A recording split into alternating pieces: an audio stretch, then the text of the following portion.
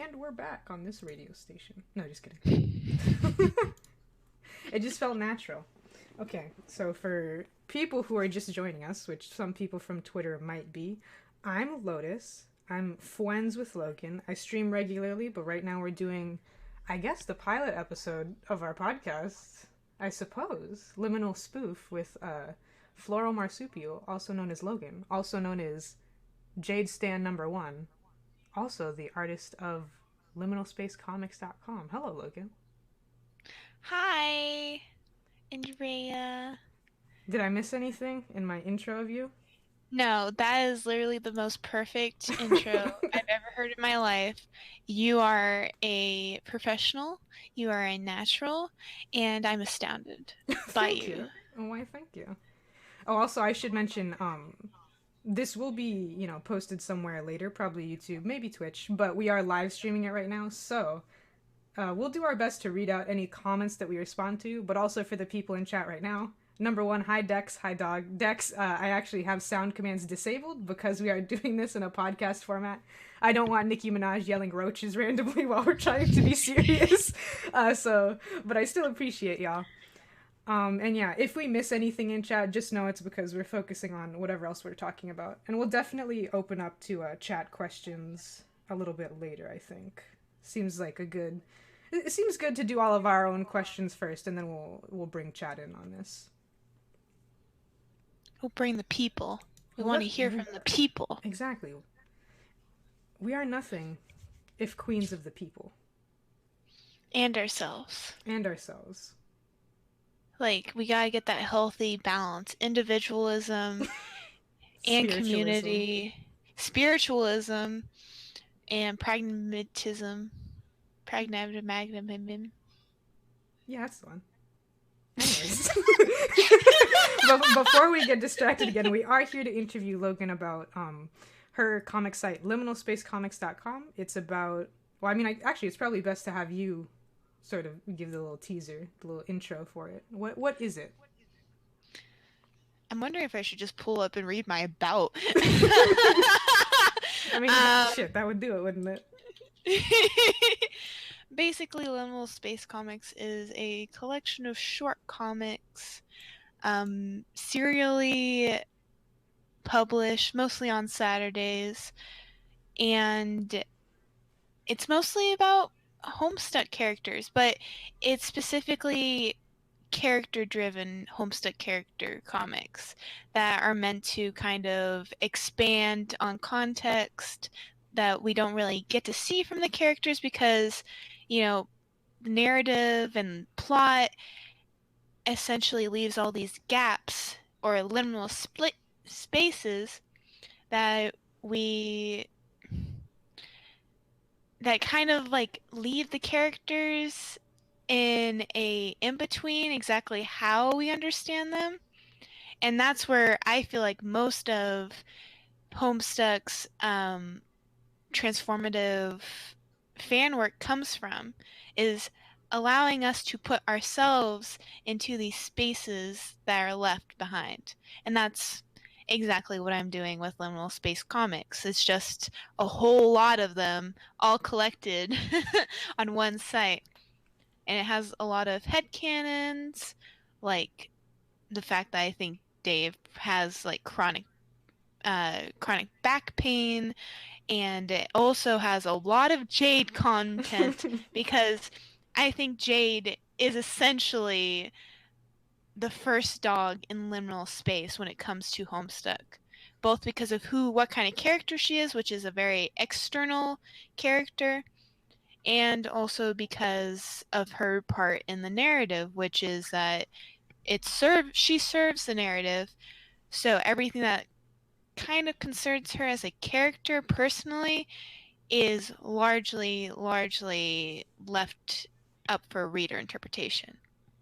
Yeah, Jade's the most important character in the comic by a lot of stretches in terms of joining the narrative together, but I believe she has not a lot of lines and not a lot of screen time when compared to the other betas. Yeah, I would definitely say no. I'm not the Homestuck expert, but from what I remember, that's about it. I'm pretty sure.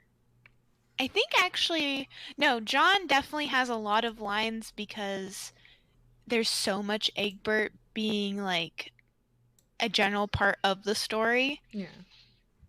But Jade, yeah, like she serves the narrative as far as moving forward, moving the space of the story. But yeah, I think she actually lacks like a lot of words compared to the alphas too, to be honest. Well, I mean, I think everyone lacks word count when it comes to Dirk, probably. That boy can talk. Just orange for life. Literally. But one thing I wanted to ask you about first, actually, is Liminal Space has been... It's been out now for, I think, 2 weeks, I want to say. Or a little bit over that. And... Yeah. Wait, you go? Oh, I was gonna say yes, it Okay. has. And I'm glad I have my timeline right. But, and you and I are close friends, and you've mentioned in the past, like... I can't even remember. Maybe the past few months that you wanted to make a website that like hosts an archive for your comics and new Homestuck comics. But I doubt that you were just like, I think I'll make a website and then did it. So like, at what point did you realize like I'm gonna make a whole ass website around this theme, like for all my stuff that I make, basically regarding Homestuck? I think the first seed of it happened when the Pigeon Pod released the oh my gosh, what's it called? They released a poll basically about like, oh, like who are you, your demographics, and also what would you like to see from Homestuck? And when I saw Paradox Space on there, I was like, could Paradox Space come back? Could Paradox Space come back?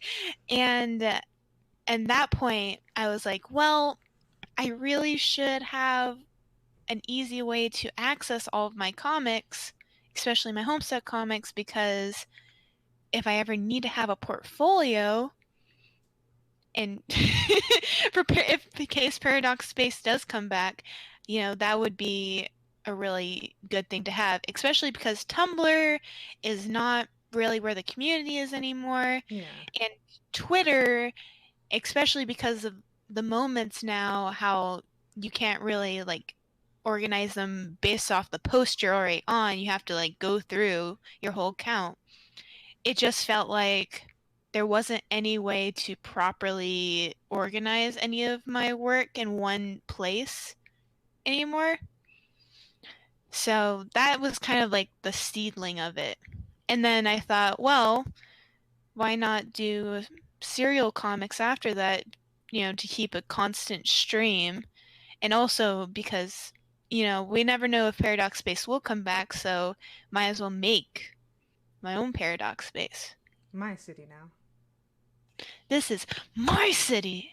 God damn it. I just stand like there's a little island and it's labeled liminalspace.com. and that is my entire society, my city. I mean, it's pretty fair. It's pretty fair. Especially, yeah, the only place I can think of where you might be able to organize things is like Instagram, which is terrible for a lot of other reasons, including art theft running rampant. So yeah, I mean, I can't think of anywhere else you would collect them exactly.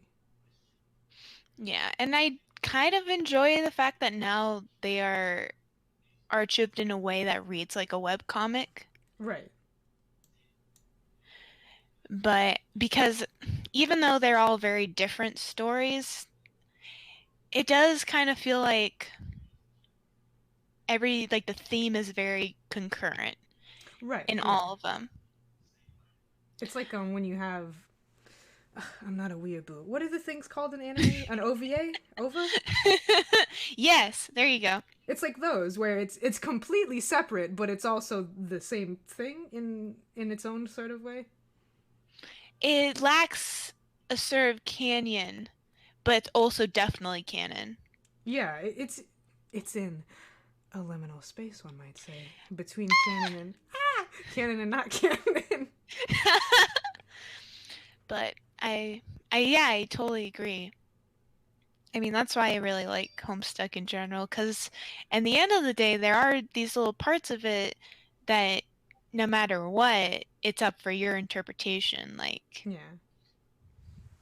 you It's know. large breadths of Homestuck that I don't understand.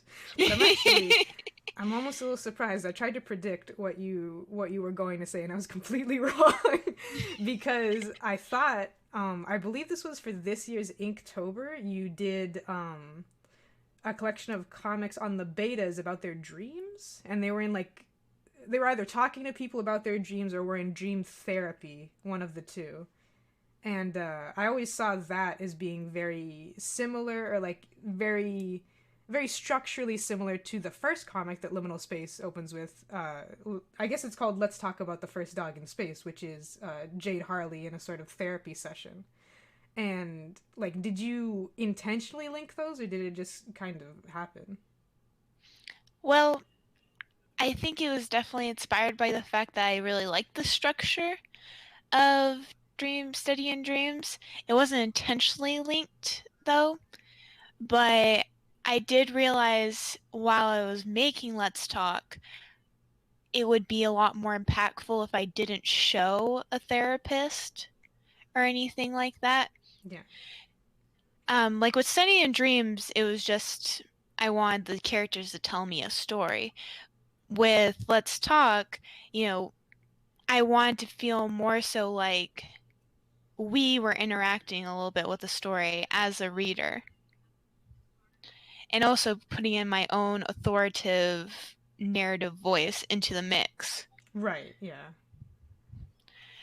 And just something that I felt like also the imagery just worked out a lot better in that format too, because by making it a singular stationary kind of a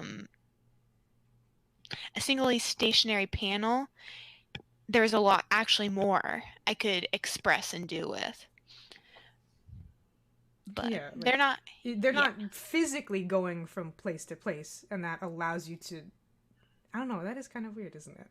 They're not physically going anywhere, but you change the background quite a few times in the comic, and then play with Jade's outfit, the background, like I said, and then just sort of the things that are going on around her, but you still manage to keep it grounded in one space. And you think that that's something that would only really be possible with that sort of format. Exactly. It was like I really wanted to get the point across that what was being said wasn't exactly true, or that there was something to read deeper into it. So I was able to use the background to impart a sort of like doubt in our eyes and give a little bit more of an inner look into maybe the mindset that Jade is kind of like thinking of as she kind of is projecting out this very I'm perfectly I'm I'm fine. I'm fine. I do not have mental illness. Thank you. Trauma? I don't know her. I do not have trauma. I'm fine. I'm well adjusted. So that's kind of like, because that's how I feel like brains work. I mean, as we're talking and thinking, we are recalling things back. I, I don't know. At least, especially when we're like talking to somebody about ourselves, I just really wanted to create a sort of like dissonance because the whole point of Let's Talk was making a point that in order to make progress, you have to be honest. You have Right. to actually put the truth out there that's only you can know and make it real. Yeah. I And that mean, oh, go ahead. oh no, and that's why, the only time you see Jade's eyes are when she snaps back to reality. Yeah, I was actually going to bring up. I hate to talk about movies randomly because I think talking about movies just naturally makes you sound pretentious. But in I remember getting my mind blown as a kid listening to someone talk about the Shining, Stanley Kubrick's The Shining, because what they said is that in more of the beginning of the movie, when things haven't gone batshit off the rails, apparently Stanley Kubrick did two things. One was subliminal messaging. So randomly, if a character would be lying or if they would be talking about something, what would you say? Something that'll come back later. Like when they talk about in the beginning, when they talk about the caretaker who went crazy, you would hear very, very quietly someone going, "Shy." Like I'm talking, you can't hear it unless you have it on full volume. And he used that as some like a kind of subliminal messaging to let you know something is weird going on here. And then in addition to that, I know there's a scene where Jack Torrance, the main character, so to speak, or you know what I mean, when he's kind of starting to go crazy, the objects in the background behind him will change from shot to shot. And of course, you're focused on him and his face and these things, so you don't notice it normally. You notice it subconsciously, and your brain is telling you, like, something is weird here. And they use technically like a similar tactic in The Thing, in John Carpenter's The Thing. There's a scene where they're essentially trying to figure out who is the thing, and they're doing a test on them. And as you move across the close-up shots of each character, you find that all of them have an eye shine, which just means their eyes are reflecting the light, except for one person. And now this isn't something that you would probably notice on your first viewing, except maybe subconsciously. And you kind of did the I guess over the top comic version of that, where you can really just, it's a comic, you can do anything to show that Jade is maybe not being totally honest about anything. Yeah, it's definitely taking advantage of the fact that comics are not whatsoever like held back from physics or any sort of like, in reality, like comics are not held back from any sort of logic. You can literally do anything at any time with only your skill in how you portray it being your limit. So you can really affect tones and everything, and you can really affect like visual metaphor and visual storytelling by just going fucking ham.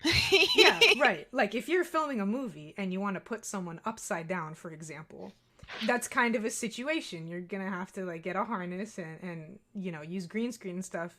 Whereas in a comic, you can just go apeshit. Like you said, you can just do whatever you want. And I think that's pretty crazy. Especially when you talk about the format of this. I know you and I have talked about how we tend to not like single panel comics. In general, it just isn't something that we necessarily like favor. But it really works for this, and it was a little bit surprising to me that you did choose single panel comics for this. Yeah, I still feel very strongly about that, just because it really, I think single panel for long form still does not work for the most part. I think people are really going to have to expand more so from Homestuck instead of trying to emulate it to the T. Because Homestuck, there's a lot that goes on with Homestuck that makes the singular panel work. But with like shorter form stories, it does help with cutting back time because you're working with a smaller space, so the paneling isn't as much of an issue. And for this specifically, it worked really well with Let's Talk because you were so focused on Jade.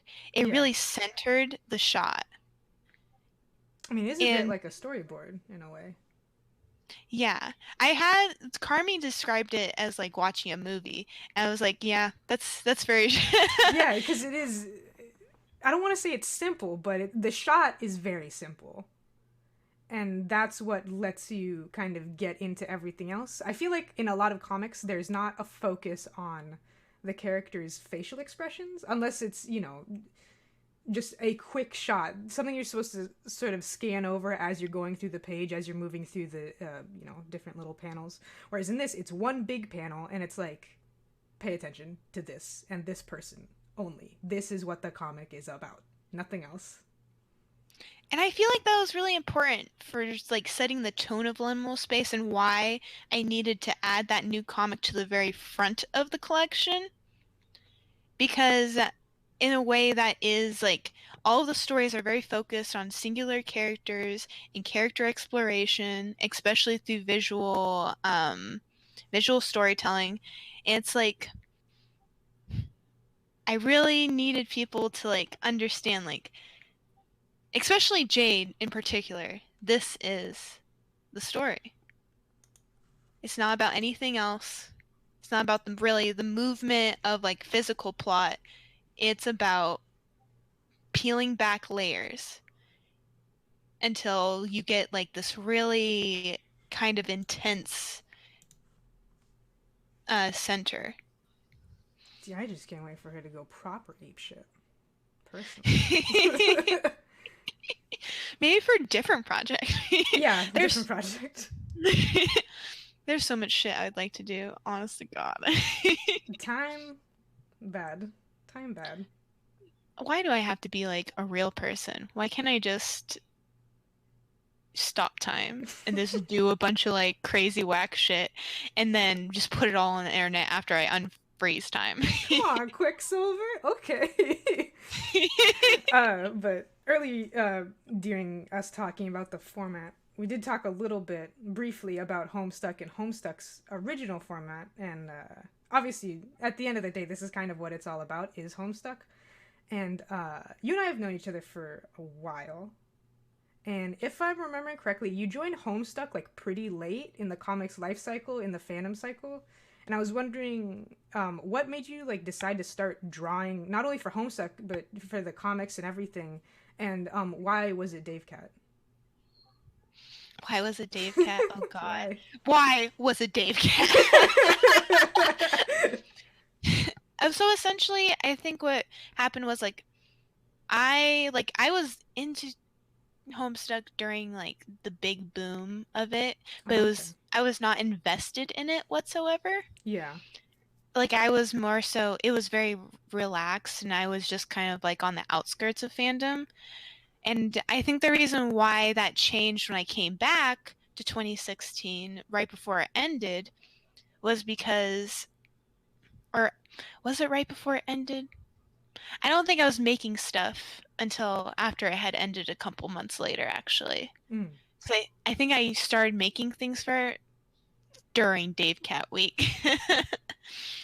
But anyways, I think the reason why is because I've really enjoyed the aspect of Earthsea and the post-canon content that was like left open for interpretation. And I think it was, that's the same reason why it was Dave Cat, because so Homestuck ended and I was excited about Dave Cat, and then I was incredibly depressed about Dave Cat because it was a very ambiguous ending, and we know now why, but it was a very ambiguous ending to Homestuck in general. And I was like, oh. So what happened was I was also doing a webcomic at that time too, and I had been on hiatus for a long time. A lot of things were going on. I think I was just depressed in general, and I started reading a lot of fan fiction. That's fucking valid, absolutely. And there, like, when it comes to Dave Cat, there is so much, like, really deep and really, like, deeply characterized, like, stuff happening, because so much of it their relationship happens off screen. So you could read like 37 plus chapters that was just so slow burn. It was really intriguing. And I think because I started reading so much fan fiction, for once I started really like thinking extremely hard about these characters and how they're characterized and what I felt based off what I'd seen from the comic, how they would start acting, and I started forming my own opinions, which I hadn't really done before with Homestuck. I just kind of went along with the ride. Yeah, I feel that for sure. Like, Homestuck fandom was very much homogenous and also absolutely massive when Homestuck was at its height, so like I can't even imagine. I was just someone who would read the comic and read people's silly things, so I can't even imagine trying to create something with that sort of environment. I know, right? And it's also because Homestuck updates every single day. I think for me it would have been very whiplashy, and I just wouldn't have been able to form my own opinions because Yeah. I was always like, you know, everything was always changing constantly. And that was what was the huge difference with 2016 because the story was done. Like you could just kind of sit and really ponder how you felt about the characters and what you'd like to see from them without really worrying about canon or if it was going to be decanonized or whatever. And I don't know, that was like a really freeing space. And I also feel like Yeah. 2016's fandom was just very freeing too. Like you started seeing a lot more of like people of color actually sharing their ideas and taking over the space. You started seeing a lot more LGBT people taking over the space. There was so many like this and this stuck accounts coming up where you just have a bunch of people like I don't know, just making representation for themselves, and it was just a great environment because it took advantage of the fact that Homestuck was for the fans now. Like it was just a fun place to hang out and explore outside of what had been popular for most of the fandom's run. Yeah, it was as with everything Homestuck, it was in this weird space between existing and being a continuing comic and not existing and being over. And it just kind of let fans to an extent do whatever they want. I feel like that's the first time that I saw fan sessions being like very genuinely popular with full comics or games about them. I think. I could be wrong on that one. I feel like there were a lot of like really big projects during Homestuck's run, Yeah. but I feel like this like I could really get into the characters and there was a lot more character exploration. Maybe. Yeah. No, I think so as well because I don't remember that too strongly from the early days of Homestuck. Because I mean, one thing that has to be addressed all the time when it comes to Homestuck is the story structure is very non-traditional. The structure of characters and character development is very non-traditional, and that may be what makes that sort of character heavy introspection on characters so popular. But I couldn't say what makes that such a thing, because like there are a lot of TV shows, anime, comics, so on and so forth, where you have a large cast of characters and a lot of smaller characters will have a lot of development on the side. Obviously anime is famous for time skips where 3 5 years will go by and your characters will be like completely different. Mm-hmm. But I don't feel that with any other fandom I have seen Homestuck's level of dedication to like investigating what happens to these characters when they're not front and center. And I was wondering, like, what is it about Homestuck that makes that so interesting? That makes it so common that seemingly every fan wants to see that to some extent. I think for me personally, it's because a lot of it is like the whole story is made possible a lot by the way characters interact with each other Yeah. and basically like trying to pick apart like what certain things they say mean something and what they don't, and by taking advantage of like the story asks a lot about what makes a character a true version of themselves.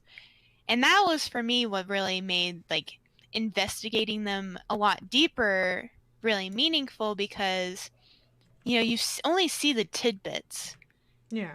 and those tidbits don't really have a huge um a huge effect on the larger plot because that's the whole point of Homestuck.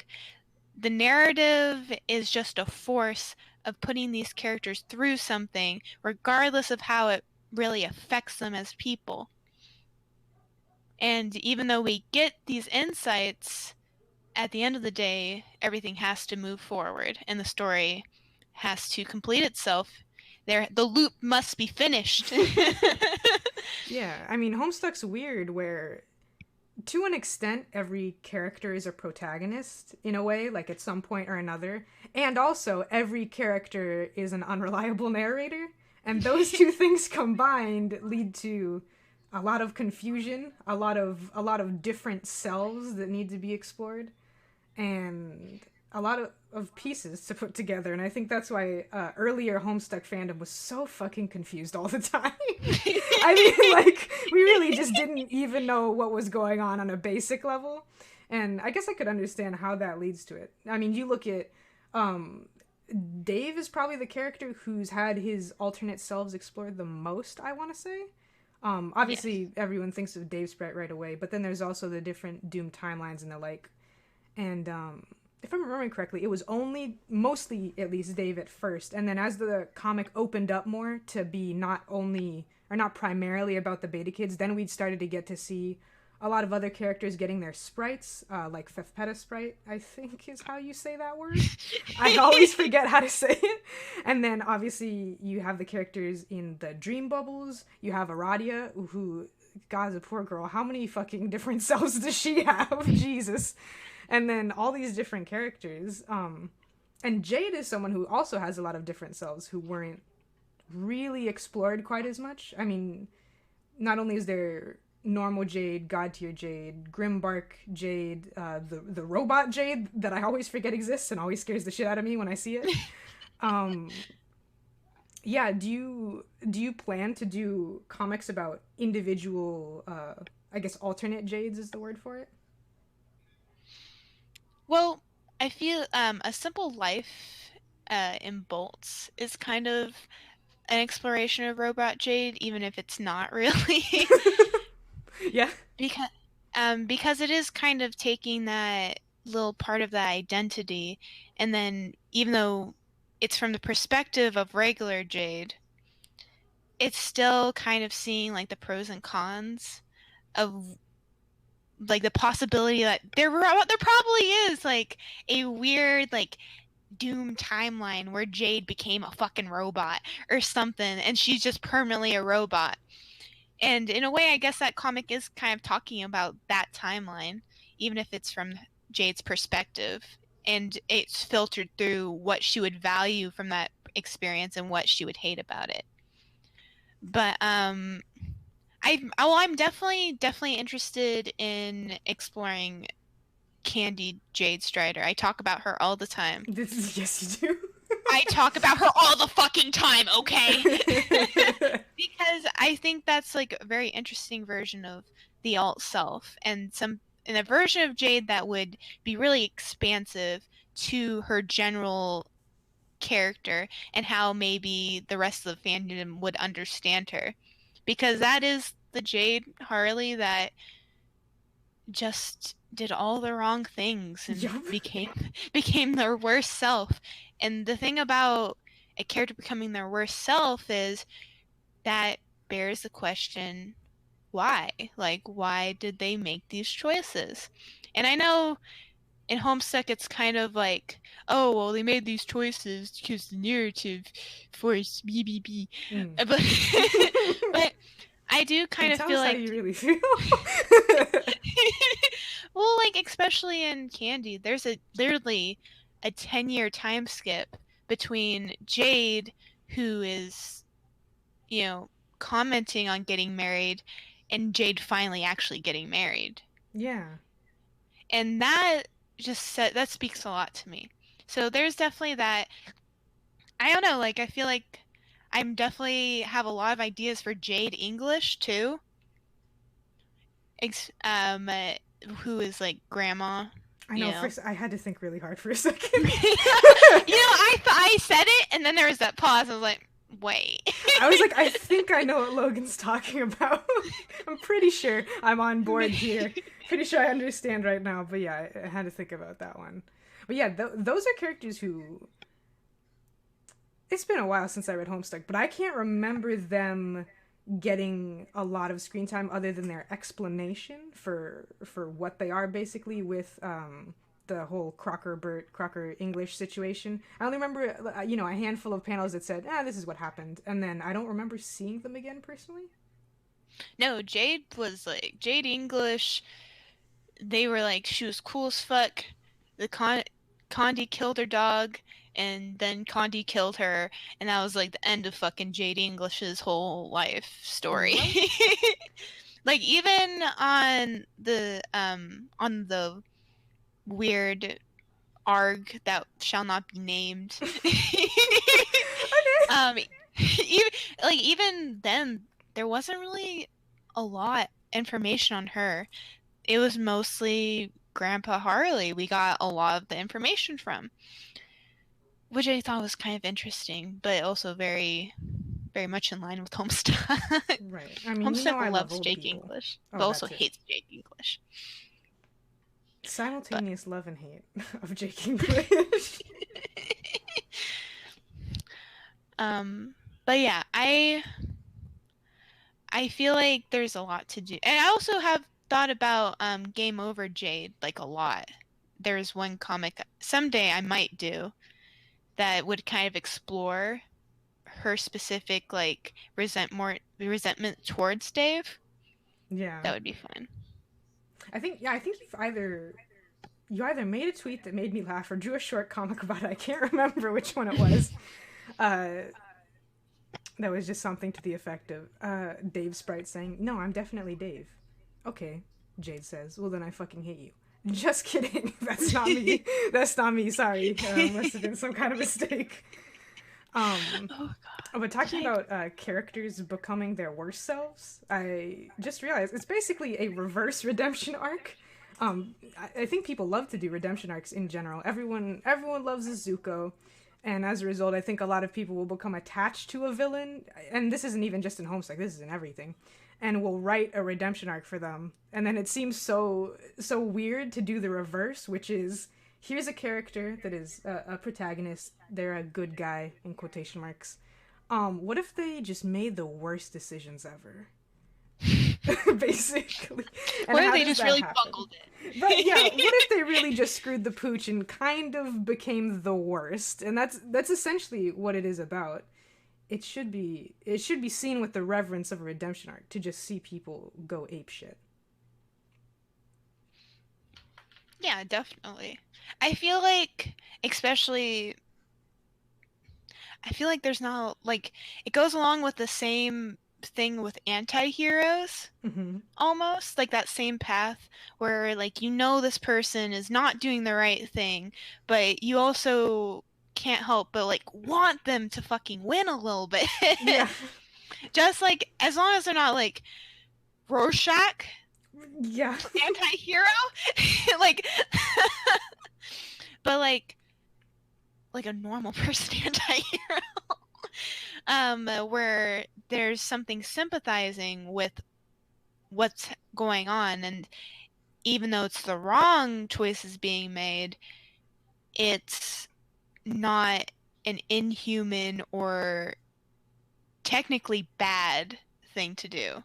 It's nuance based off how that character is written, how that character has been set up by the writer. Right, yeah. Now, at the end of the day, it's you have to understand a character, and it's really easy to understand a character who does the right thing all the time. It's easy to understand Golden Age Superman and, like KO from OKKO. Like, they do the right thing because that's what they do, and they do the same thing every time, which is to do the right thing, TM patent pending. Whereas that's not really how real people act 90% of the time, and that's why probably people are so interested in anti-heroes, and I think why Homestuck fandom seems to have been pretty chill with the, at least your not with the epilogues, but with your concept of the epilogues. I've seen a lot of people being like, you know what, this is some good shit. I like this actually now. Mm-hmm. And yeah, I feel like also the anti-hero, it's like I think the anti-hero concept would be a lot more valuable if it was about women, because I don't know, I feel like everybody at this point understands that if you're a person who's marginalized or a person who kind of lacks um power within society, Mm. you're like, I want to go fucking ape shit already. Yes. I want to fucking lose it. Because it's not just like, oh, society's wrong me. It's also society has conditioned me to a certain point to act with in like in the opposite of my own favors, like to put my own self-worth secondary in order to conform. So that's kind of like an interesting take of anti-hero when you are technically doing a bad thing in order to fulfill yourself and find your own answers.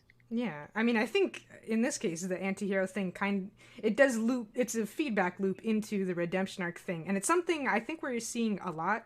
Right at the end of the year 2019, I think it's something we're seeing a lot, especially in fan works, where we see a lot of characters who are older. For me, the first person that's coming to mind now is Harley Quinn, who is like, she is a villain, patent pended villain, villain, villain.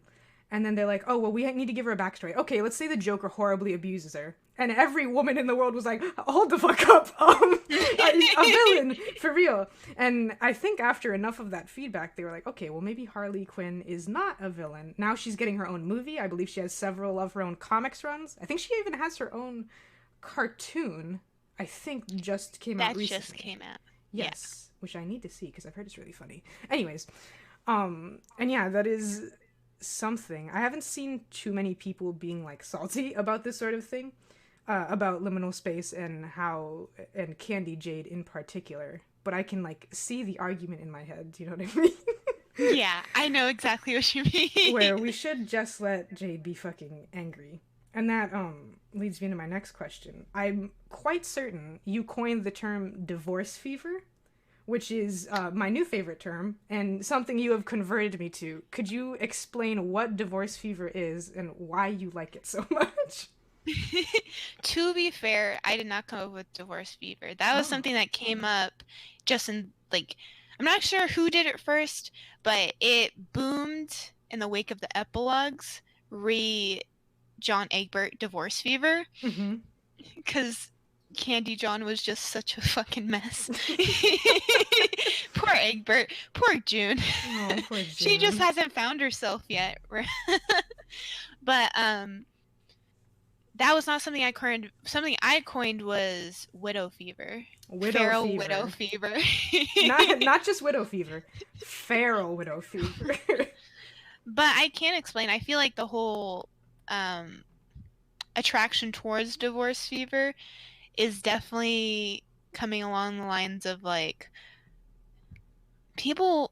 I love when people break up in Homestuck, and I feel like other people love when characters break up in Homestuck. And with divorce fever, and specifically, every divorce in Homestuck I've seen has been to the betterment of the characters. Right. Like, even though John was extremely sad because they fucked up their marriage and we're not, you know, was not really within their marriage enough to be a appreciative partner. It was also like you can understand why that divorce happened, and that divorce kind of forced John to re-examine some things. Yeah. And because of that, John was able to reconcile with Roxy and his son in maybe a way that if the marriage had kept on happening, it would just keep, like, all that bad stuff would just keep happening because nobody was challenging John. It should just stay internalized. And Jake English, everybody was just fucking praying for divorce the whole time. Like, please, Jake, please just love yourself. Just love yourself. Don't take the Crocker name. Just love yourself. And Dog makes a really good point. Like, my thing was that divorce fever probably stems from the fact that I love that the way Jade and Dave Sprite broke up, because it was very telling of both the characters, and it was incredibly frustrating in how little information you get on the way it affects specifically Jade, Yeah. even though it's kind of like a big part of why she's the way she is in Grimbark.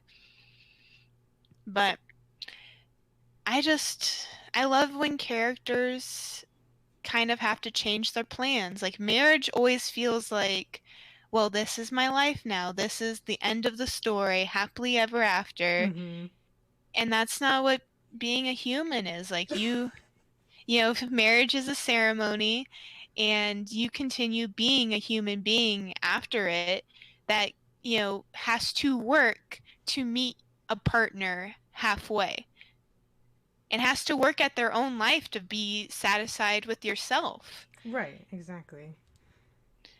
And sometimes, in order for characters to realize, like, fuck, man, I don't like myself, they have to they have to realize, like, they have to, you know, be put into an uncomfortable situation where they've kind of taken a situation that they thought was going to be the end all, fix all their problems, and it wasn't. Like, they have to go through heartbreak. They have to hurt a little bit. Yeah.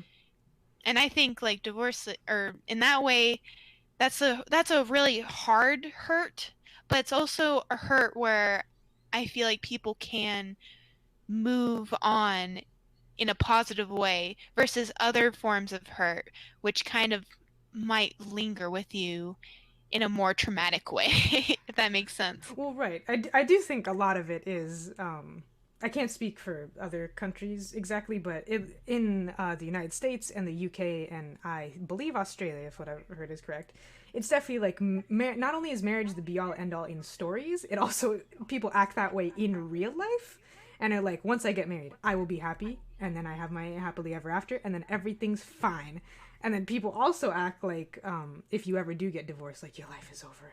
Like you can't, like you're fucking done. You can't do anything else anymore. And it's weird where, you know, fandom and comics and movies, TV shows, yada yada yada, are in this space where anything is possible, and people will still be like, if my OTP breaks up even once, they're useless to me. Do you know what I mean? Like, and I'm guilty of that, of thinking that way too sometimes. But I believe that you have awoken in the divorce fever in so many people because Hollywood. You know, I like to watch movies a lot, and I think a lot of people see at least a couple movies a year. And we all know how the romances in Hollywood go. Literally, Avril Lavigne, he was a boy, she was a girl. Can I make it any more obvious? And then they very frequently hate each other. And it comforts me to be sitting through Guardians of the Galaxy and watching Star-Lord and Gamora start to form their relationship. And to hear Logan's voice in the back of my mind like, but what if they have a really messy breakup and then Gamora gets to live the rest of her life?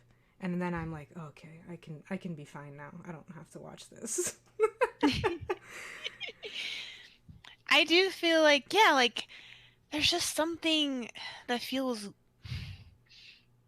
I think there is something that's very... What's the word?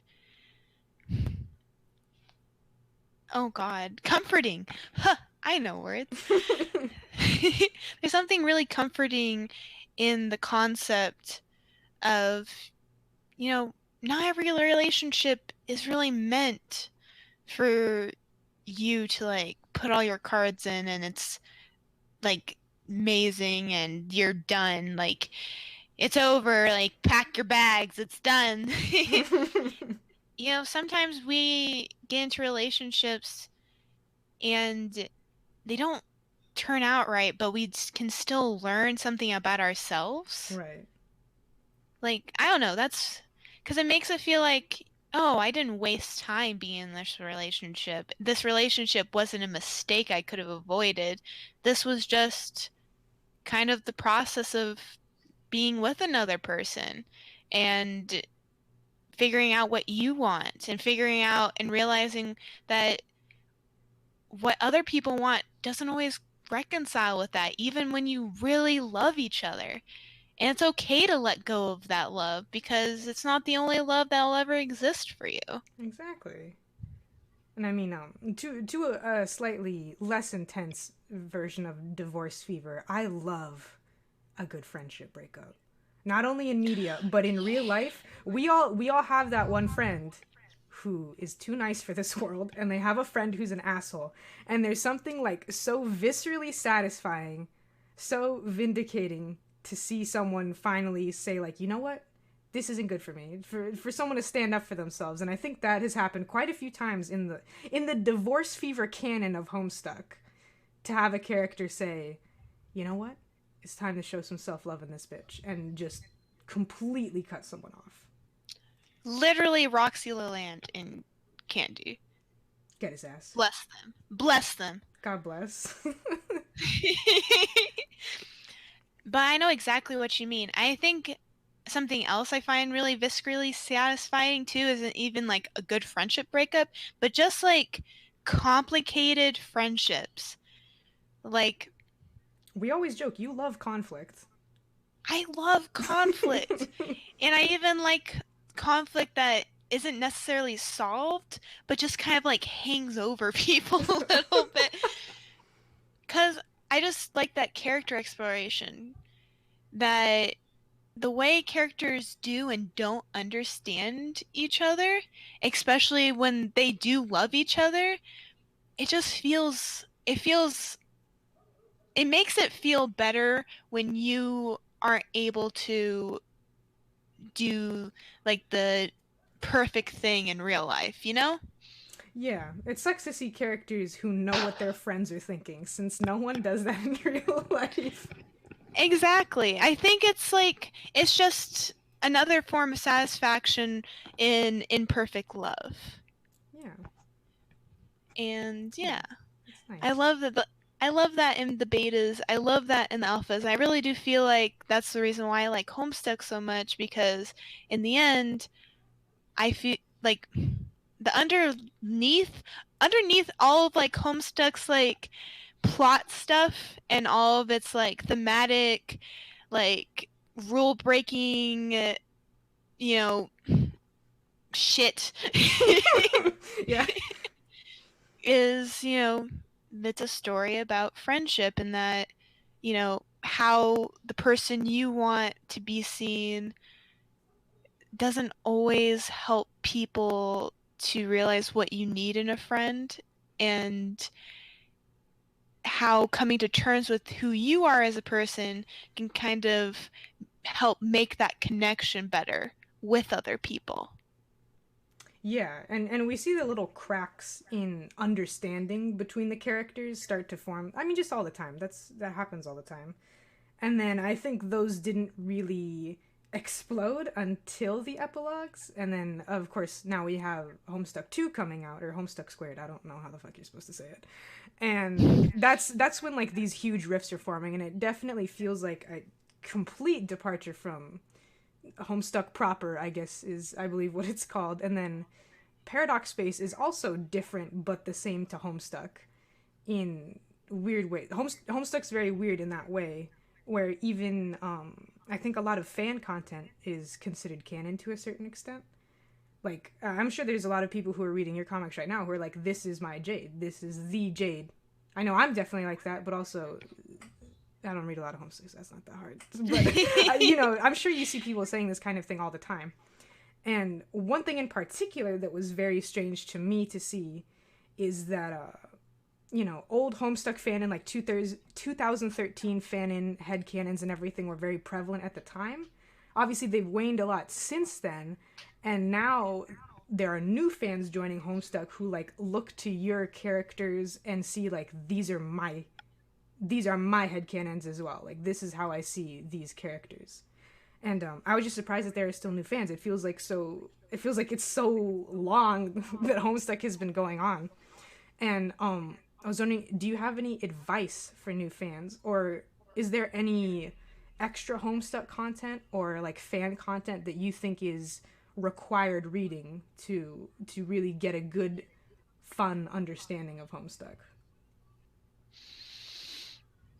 Hmm. I mean, I know Paradox Space is one of them. Yeah, I would definitely check out Paradox Space for sure. And I do, I think read along Homestuck is definitely valuable if you don't have a lot of time on your hands to actually like manually read the pages, and that's on YouTube. So if you're like me and you're like, well, I really like having some kind of audio while I do Mm-hmm. other things because sitting down and reading is tough, and my name's Jared.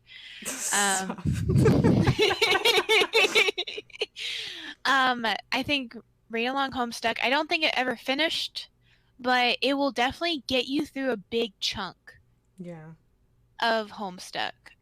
And you just kind of you gotta, maybe, it's really easy if you haven't already like figured out what you think the character should sound like when it comes to Homestuck like characters to go along with some of the VAs. Mm. But I think that's a really valuable thing to kind of make it a little bit more accessible. Um, Man, it's been so long since I read Promstuck, but Promstuck really was like the first really big Homestuck fan project, Oh, that was and huge. I remember. that was gigantic. And it was just really fun. Like it took advantage of the silliness of Homestuck. And from that, I definitely say, please, please read the Serendipity Gospel because they're so good. And it's just so well written. It's written by Taz and Shelby, and it's just such an interesting form of like character study, which is what Homestuck fan work's about. Just remember, that Gamzee is a different Gamzee in a different timeline than what we see what we see in canon. But And I Serendipity Gospels is a fan fiction on Archive of Our Own, right? I think. yes. Okay, just making sure. Yes. And then, would you mind giving a quick description of what Paradox Space is? Because you reference it a lot. Every Homestuck fan I've ever talked to has said that it's some of their favorite Homestuck content. So, just for people who don't know what it is, could you give a little description? Serendipity Gospels is a fanfic about a non-suburb AU where Terezi and Gamzee reach their castaway days. I forgot what the fuck it's actually called. But basically, they're put on the ship to become a legislator and a subjugator. And in this AU, those two classes of troll society get paired off with each other as a form of troll law enforcement, kind of. Trezi's a cop. But Uh huh. she, so that's basically what the whole story, the premise is about. And it kind of goes over the character development of those characters in that specific environment in space, I growing love me up. some space. It's good. I love space. Liminal space, baby. Um, Yes. yeah. But anyways, yeah, it's just kids. Well, they're not even kids at that point. They're 18. But it's just people growing up in space, and it's really beautifully like prosed, and it's just this really interesting character development. And I don't know, I don't want to give too many spoilers. Yeah, yeah. It's much more. It has much more of a story than a lot of other fan works, which may be a little bit shorter or maybe just about a singular character. But that one has a bit more going on from what I remember. And then I also want to ask about what exactly is Paradox Space because I believe it's the characters are all in the dream bubbles. I can't remember because it's been a very long time.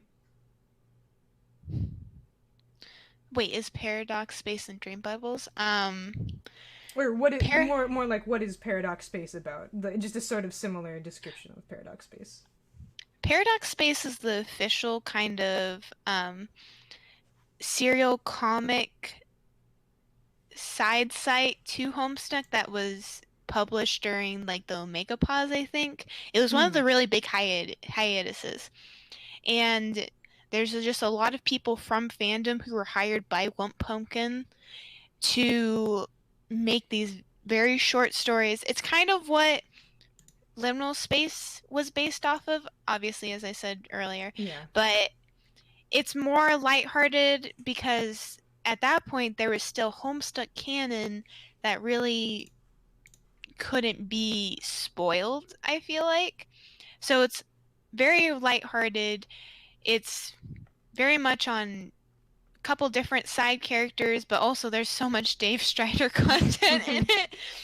I always see They're not, screenshots of Dave Strider in Paradox Space. It's true. it's not so much just the dream bubbles.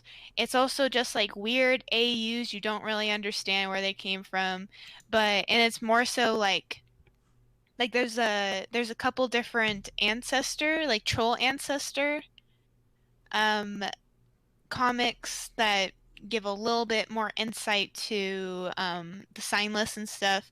There's also the kids on the meteor. There's not a lot of kids on the golden yard though, which was interesting. And then there's Nice. just, yeah, it's more so not just dream bubbles, but literally the fact that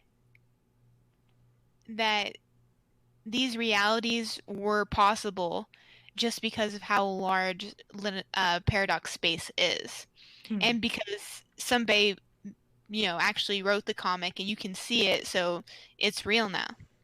It is real. That means it's that was always the mind-blowing thing I think about Homestuck was back in, I don't know, this had to be 2012 or 2013 when someone was asking Hussey about ships or which characters are actually dead or whatever, and he just said, well, because of the way Homestuck works, every ship is possible in some timeline, and there has to be a timeline where every single character is alive. And that, to my 12-year-old brain or whatever, was just like, insane. I don't think a lot of other things, other than maybe the DC comics and the Marvel comics, particularly like Spider-Man, deal in alternate universes as heavily as Homestuck does. I mean, I don't think anything does it quite to the extent of Homestuck, but it was just such a weird thing to encounter at the tender age of 12 on the internets, I remember. Yeah, actually, a lot of people have said, like, especially in the wake of the epilogue, that Homestuck content from here on out really is just like a Marvel Universe sort of expansion that you Yeah. could either that you can more so pick and choose as you like versus being necessarily like part of a whole narrative that says like this is the reality and this is how the character is no matter what, you know. Yeah, I mean that is essentially what DC and Marvel do. Is they'll have a run of a character like Spider-Man, and then at some point they'll be like, okay, we've satisfied the stories we can tell with this version of Spider-Man. Time for a new one, and then they just make a new one, and then they just do the Yeah. dang thing, you know. And Homestuck too, I suppose, is exactly that. Both the epilogues and Homestuck too, and then you have all the other different versions of Homestuck that actually go on in the comic, and it gets pretty insane, doesn't it? Oh yeah, Jesus Christ! I don't know what happened in Homestuck. I don't remember Homestuck. Me neither. What the? But you know What that. I read Pester Chat in funny voice and I profit. Yeah, exactly. But that is exactly it. It's basically, and I think that's what's kind of happening Homestuck Squared because they're bringing in different writers. So Yeah. So we're just getting a new run of Homestuck, and who knows what other runs of Homestuck are. And that's kind of what Liminal Space is like. It's a fan continuity. It's my canon And only that God can stop you, and he hasn't yet, so. exactly. Don't say that though. They might I turn off shouldn't, my I lights shouldn't. or Your power will turn off right now as an act of providence. God telling us not to fuck around. But I think we're probably going to move on into, I think, the last question I have for you. So, people in something. chat, if you have questions for Logan, we'll do that after we talk about this a little bit. But, you know, just have those on hand, or you can put them in chat now to make sure we see them in a few minutes here. But it's technically, this question isn't about Homestuck. which is a shock. But contrary to popular belief, you do have interest outside of Homestuck. It's just that Homestuck is your special interest. It's your favorite thing. And I think that's the case for a lot of Homestuck fans, is like, Homestuck is their number one, unquestionably. And now that Homestuck is kind of sort of ending and definitely going into a different direction, there's kind of been a little movement, I would say, online, on Twitter at least, for people who are very heavily into Homestuck to get invested in other media. Do you have any recommendations to Homestuck fans of, if you like Homestuck, you will probably like this? If you like Homestuck, you should watch Mob Psycho. Yes. Mob Psycho is like all of the Mob Psycho has all the morals I really am behind, but none of the girls of Homestuck, which makes it incredibly sad and Again, God had takes to out a lot of nerf points. something. Scott had to nerf Mob Psycho just a little bit. It would be far too powerful otherwise. Exactly. Mob Psycho is something that I definitely waited way too long to watch. And but also when I watched it, it really slotted in with a lot of things I'd been thinking about at that point.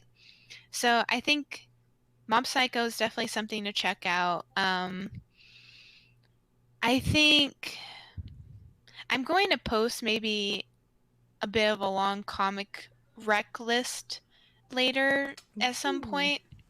Yeah, I've been compiling some of my favorite comics that are free online right now. But I definitely think you should just like look at the general comic situation that's online. Like, I like Sakana is a great webcomic. It's slice of life. It's very, you can just get into the characters and just have fun with it. I also suggest, I don't know, I suggest like getting into documentaries and stuff. Just learning can also be an interest. And there's always like a lot of like Stanford and stuff have a lot of like base, what's the word? I'm like awful. 101 courses? Yeah, exactly. Like they'll put on like lectures. That's the word. They have like lectures on their YouTube channels for like certain different studies. Like I was reading watching a neuroscience one the other day. And I think that's kind of interesting, like just being open to learning as much as you can about the world is kind of something fun, like figure out something you'd like to understand how it works more. I also definitely suggest definitely We Know the Devil. And yes, We Know the Devil. And it's not sequel, spiritual sequel, I guess you'd call it. Yeah, thematic sequel. Thematic sequel, exactly. Heaven Will Be Mine. Please play those games. I think We Know the Devil was on discount on Steam a little while ago. Oh, right. I mean, this stream is going on in early December, so I have no doubt that there will be a big sale on both itch.io, however you pronounce it, and Steam around Christmas time for God knows how many games. And I just also want to say, I think it's good to get into I don't know, website, publication, magazine, whatever you want to call it, that deals with things like this. I follow a lot of gaming magazines, but the thing is, most gaming magazines follow games, movies, TV shows, anime, music, just like everything in one place. And I think following those kinds of things on Twitter and just seeing the articles kind of just pop up in your feed is a really good way to find new things that you've never heard of before. Maybe my favorite one is a website magazine called Indie Games Plus, which is exactly what it sounds like. And they almost exclusively feature games I have never fucking heard of. Just like a little game that someone made in their basement and put onto itch for $0 because they wanted to tell a story about what it's like to live where they live, or what it was like to deal with something really hard in their life and things like that. and just playing completely random things is so much fun, and you can learn so much from that. Ooh. Ooh. And then also, I'm Ooh. sure on this little podcast situation we have going on, that in the future we'll probably end up talking about TV shows and movies and books and games that we really like. So, if you want recommendations for other random stuff that we didn't think of, I guess you could always just like ask us in the future. Ask us on Twitter or whatever. Whatever we happen to be tweeting about one week. We do have a question in chat now from Dog Ex Machina. Is Liminal Space exclusively your personal project, or will you be letting other people offer their stuff to be hosted there, Paradox Space style? Also, any cool stuff you're looking forward to, animation, video games, personal projects, stuff like that.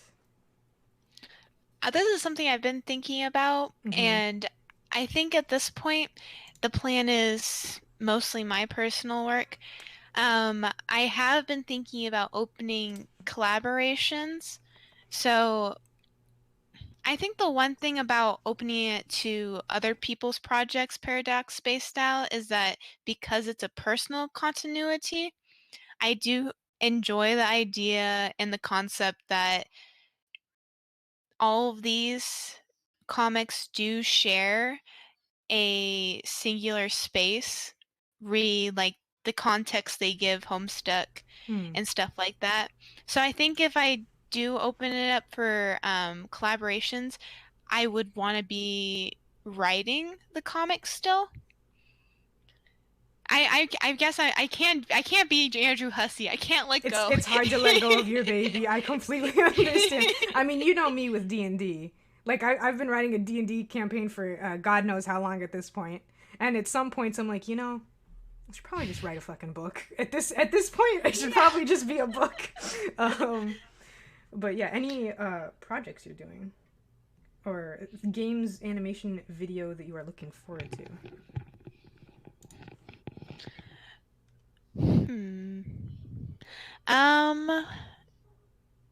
Man,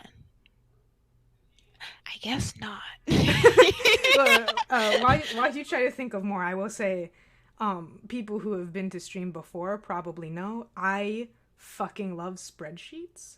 And I do keep a spreadsheet of every game I presently want and every game I'm interested in coming out. So I have dead ass a list. And I'm going to try and stay out of anything that I think people have heard of, or that people can reasonably, Google games coming out in 2020 that'll come up.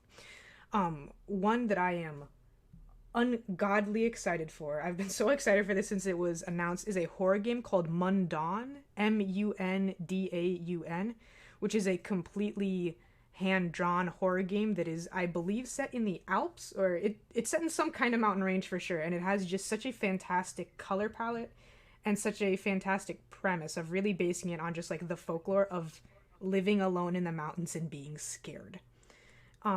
Another thing I'm really scary, exactly. Another thing I'm pretty excited for, also horror, is a game called Critters for sale. It's an itch game that is based on, I believe, old like Apple II aesthetics. It's very I don't want to say low poly because it feels very rude, but very pixel art, low pixel count. 2 chapters of it are out already, but I don't want to play it till they all come out because I'm that person. Let's see. What else do I have? Oh, this is another itch game called Hill Agency Bark and Bite. And it is a visual novel game made by 2 indigenous creators in North America. It's set in the future where you play as a detective. And it's basically indigenous noir future game, which just, that hits so many buttons for me. Like, I'm here. I've arrived. I'm absolutely here. And that's all I can think of right now, looking up here. There's probably a movie I want to see that I just don't remember the name of, but that's gonna have to wait because I can't think of it. That's later. I can't remember.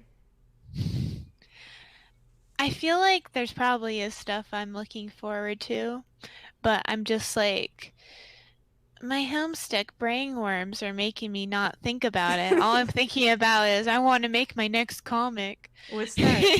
It's the old meme, which is, me in June. Oh my god, there's so many things I want. I want to put all these things on my wish list. I want this and this and this and this. Me, 2 weeks before Christmas, my parents asked me what I want, and I would like nothing. A pair of socks might be nice, please, and that's it. It's the exact same mindset, and that's exactly true. it's exactly it. I can't think of anything. Even with a list, I'm like, I don't remember what half of these are, but that's fine. We have another question from Ethereal Umbrella. What is your favorite part of making Liminal Space? I really just enjoy getting my ideas out there because a lot of the reasons why I started making the Inktober comics was because I just kept thinking about comics and really like getting all these sentiments about the characters out and all these different perspectives about the characters out. And I just, I kept thinking about it too much. Too much. Yeah, too much. Like, I just wasn't doing enough. And then I was like, you know what? Just fucking push it out. Like, let them go. Let the babies go. Yeah, that's our advice to every artist. Fuck it, just do it. Whatever. So I believe Dog earlier was like, I want to make super cool animations for Jade, and it's like, do it. Do it. Do it. Just do it. Do it. In the immortal words of Shia LaBeouf, just do the dang thing. Well, he didn't say it like that, but I mean, same concept. Do the dang thing. Do the dang thing. Exactly Please. like that. Please do the dang thing. And that definitely is what it comes down to. I'm just excited to share all the comic ideas along trying to get some new perspectives out there, even as like new Homestuck content comes out. I don't know, I just want to expand. I want to expand and make a lot of the ways I see Homestuck a reality for other people to observe. She has the range. I have range. I'm not just the Dave Cat person, and I'm not just the Jade person. I am a Homestuck person. And I will flex. Talents, and she will flex. Sorry, I shouldn't clap into the mic like that. That's my bad. If those are all the questions we have, then I think we may be good to go. Andrea. Uh-huh. I have a question for you. Oh, shit. Why are you so fucking awesome? I could hear you. I could hear you getting close to the mic, and I still wasn't ready. You just gotta try, basically, and that's about it. If you want to do something, just do the stupid thing. I would not be streaming right now if one day I wasn't just like, you know what? I'm finally gonna do it. You really did. Like, you threw down your Chick-fil-A. You threw your Chick-fil-A fucking uniform down, and you were like, I'm a streamer. Quite literally, yes. And, like, you really have, like, it's been a year and a half since you started doing it, or a year? A year. My anniversary is actually tomorrow. Oh my gosh! Yeah, so for those of y'all who are here now, we'll play party games and stuff tomorrow. Absolutely. That's right. I read that in the Discord, and I've made a fool of myself. But but happy 1 year, and you've grown so much, and I'm so proud of you. I mean, look at us. Wait, what is the Paul Rudd meme? Who would have thought it'd be us here? Not me. I'm an affiliate. You have your own fucking website. You got into art school. Congratulations again. I'll never shut up about it. I need a little picture of you to put in my wallet to be like, my friend's in art school. Basically. She's gonna make cartoons. She's gonna make cartoons. Fuck you. Just don't tell people I'm gonna make cartoons for Disney. I hate when people do that. Oh, I would never. I'd be like, Logan's gonna work on the 3rd Spider-Verse movie and fucking put Disney to shame. Oh my gosh. Thank you. People. Oh, we have... Well, this isn't a question, but it's a comment from Dog X Machina again.